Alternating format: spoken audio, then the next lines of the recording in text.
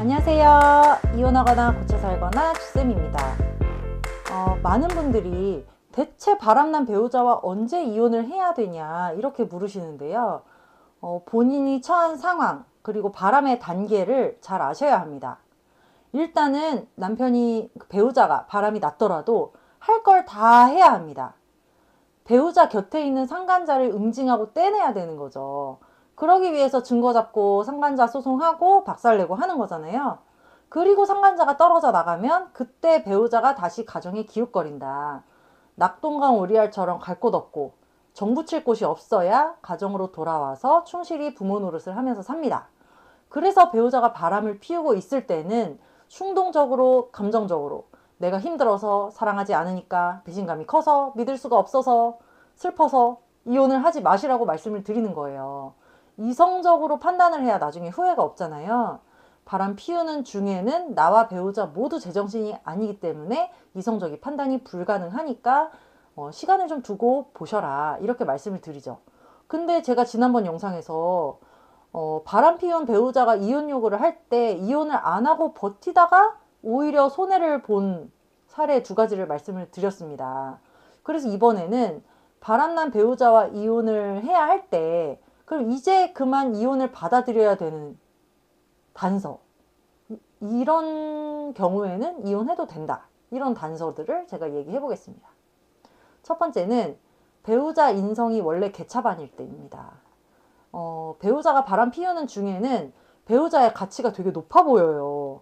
원래 그렇게 대면대면하고 막 이렇게 했던 사이인데도 배우자가 바람난 걸 알게 되면 막 콩깍지가 씌어버려요. 미화돼서 보여요. 그동안에 우리들의 좋은 추억도 생각나고 예전에 나한테 잘해줬던 것도 생각나고 이 사람이 되게 잘나 보이는 거야. 가치가 높아 보이는 거야. 내가 잘못했던 일도 막 반성이 되면서 이렇게 뭔가 이렇게 기울어지는 거죠. 심지어는 이상성욕도 생기잖아요. 내 건데 빼앗겼다. 내 건데 떠나가려고 한다. 생각하니까 더 붙잡고 싶고 더 가치가 높아 보이고 더 저 사람이 커 보이는 겁니다. 그런데 바람을 해결하고 버티면서 시간을 보내다 보면 배우자가 좀 객관적으로 보여요. 처음에는 안 돼, 나 남편 없이는 못 살아 하다가 나중에는 그치, 원래 저 새끼 원래 저런 새끼였지, 원래 저런 개차반이었지 하는 현실이 보입니다. 콩깍지가 벗겨지는 거죠. 그럼 그때는 이혼을 생각해봐도 됩니다. 두 번째는 원래부터 부부간의 신뢰감과 친밀감에 문제가 있었을 때, 그러니까 그냥 살 때는 몰랐어요. 애들 키우면서 바쁘고 별로 마주칠 시간도 없고 다 그냥 그렇게 사는 거겠지 하고 살다가 배우자가 바람이 나고 막 여기저기 뒤져보고 공부도 해보고 막 관심을 가지고 이제 살아보니까 나와 그 사람이 원래 문제가 있었구나. 내가 그거를 무시하면서 살았구나. 내가 몰랐구나 하는 때가 또 있어요. 제가 그랬거든요. 난 다 그렇게 사는 줄 알았어. 근데 나중에 이제 공부해보고 다른 사람들 사는 모습도 보고 왜 가정을 유지하면서 바람 피우는 사람들도 있는데 왜 이 사람은 바람이 나자마자 나한테 이혼 요구를 했을까? 이런 거를 이제 객관적으로 생각을 해보니까 문제가 좀 있긴 있었다는 것을 알게 되었죠. 그리고 특히 섹스리스 부부인 경우에도 단지 섹스를 안 한 것이 아니라 친밀감에 문제가 있었다고 봐야 돼요. 그러니까 뭐 대화가 없었다거나 원래부터 내가 의지할 수 없는 배우자였구나 하는 깨달음이 옵니다. 그럴 때는 또 이혼을 생각해 볼 수 있겠습니다. 세 번째는 아이들이 어긋날 때입니다. 일단 아이들에게 엄마 아빠가 필요하니까 이혼 안 하고 나는 가정 지킨다 이렇게 하면서 애쓰는데 시간이 지날수록 바람 피운 배우자가 부모 노릇을 아예 안 한다든지 오히려 애들한테 해가 되는 경우가 있어요. 그 배우자는 자기는 이혼하고 싶은데 우리가 이혼을 안 해주니까 더 꼬라지가 나고, 또 만약에 애들이 큰 애들이면은 바람 피운 배우자가 애들한테 면목도 없고 막 그래가지고 애들과도 멀어지는 경우가 생깁니다. 그리고 지난번 영상에서 들은 예시처럼 상간자가 있든 없든 부부관계가 회복이 안 되고 서로 감정 조절도 잘 안 돼가지고 애들 앞에서 막 싸우고 애들을 싸움에 끌어들이고 이런 경우도 생깁니다. 그러니까 아이들을 위해서 이혼하지 않는다라고 하면서 아이들을 끌어들여서 삼각관계를 만드는 거죠. 아이들한테 오히려 어른이 의존을 하고 짐을 지워주는 꼴이 돼버립니다. 이건 정말 해서는 안 되는 거잖아요. 아무리 자녀가 성인이고 뭐 그렇다고 하더라도 부부관계를 자녀에게 하소연하고 내 편 들어주기를 원하고 하는 거는 조금 이기적인 것 같아요. 나의 고통을 자녀에게 전가시키는 거죠. 나 마음 편하자고 애들을 끌어들이는 겁니다. 나는 일시적으로는 애들이 편 들어주니까 마음이 조금 안정될 수는 있죠. 근데 그러면서 자녀는 한쪽 부모를 원망하고 증오하면서 마음의 병이 생기지 않을 수가 없습니다. 그러니까 아이들을 부부 그 사이에 끌어들이는 거는 절대 안 되고, 그럴 바에는 이혼하는 게 나을 수도 있다는 거죠. 그러니까 결국은 내 의존성이 문제인 거죠. 배우자에게 의존을 못하니까, 배우자에게 적대적이 돼버리니까 아이들을 끌어들여서 아이들에게 의존을 하는 겁니다. 이럴 바에는 차라리 이혼한 부부가 나을 수도 있다. 이렇게 생각을 해보셨으면 좋겠어요.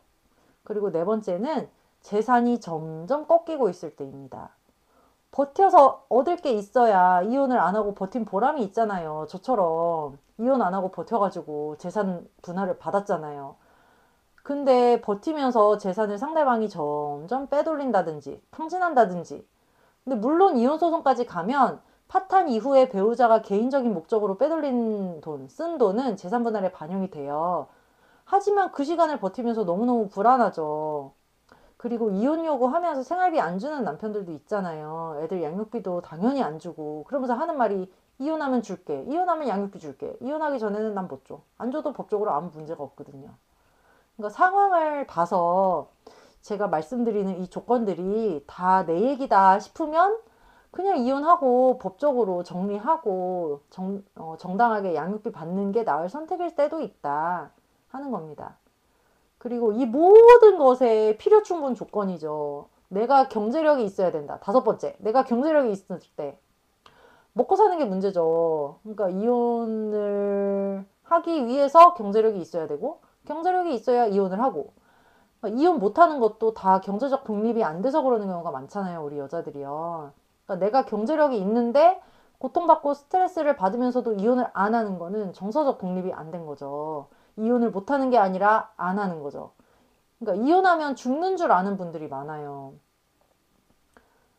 제가 맨날 하는 말이 결혼 생활이 전쟁이고 이혼하면 이혼 후엔 지옥이다. 이렇게 말씀을 드리는데, 이혼하지 말라고 할 때 그런 말씀을 드리는데요. 이미 결혼 생활이 지옥인데도 벗어날 생각을 안 하는 분들이 있어요. 예를 들어서 뭐 맞고 사는 그런 아내분들, 뭐 칼부림하고 막 이런 분들. 그 결혼 생활 자체가 지옥이고 그 지옥에서 애들이랑 같이 사는데 이혼할 용기가 없어서 못하는 분들도 계시거든요. 그러니까 충분히 내가 경제력이 있으면 먹고 살고 애들 키우면서 재밌게 새 인생 살 수 있는데, 왜 개차반 쓰레기 미친놈에게 종속이 돼서 나랑 내 새끼들을 정신과 몸을 갉아먹으면서 사나 싶은 분들도 있거든요. 그런 분들은 너무 안타까운 거죠. 결론은 내가 이혼을 안 하는 거냐 못 하는 거냐 이거를 좀 생각을 해보고, 안 하는 건 의지 문제고 못 하는 건 능력 문제죠. 능력이 없으면 내가 능력을 만들면 되고, 물론 능력 만드는 것도 쉽지가 않지만 의지가 없으면 결심을 하면 됩니다. 그러니까 사실 의지와 능력도 같이 가는 거죠. 내가 처음부터 능력이 막 있지는 않잖아요. 근데 뭔가 의지를 가지고 열심히 하다 보면 능력이 생기는 거고, 그죠? 이혼하면 죽는 게 아니다. 이 말씀을 제가 너무 드리고 싶었습니다. 부부가 사이좋게 사는 게 최선이고 가장 좋겠지만, 우리가 언제나 최선으로 살 수는 없는 거잖아요. 그러니까 이혼은 차악일 수 있다는 거죠. 우리가 최악은 면해야 되지 않을까. 이혼이 최악이 아니라 지옥 같은 결혼 생활이 최악이고, 이혼을 하면 그나마 숨통이 트일 수 있는 분들이 많다. 그래서 이혼을 받아들일 때는 또 받아들이는 지혜가 필요할 것 같습니다. 네, 오늘은 여기까지 하고요. 이거나 그거나 카페 들어오시면 제가 쓴 이혼이나 뭐 배우자 외도에 대한 글들을 읽으실 수가 있습니다. 여러분 안녕. 다음 시간에 또 만나요.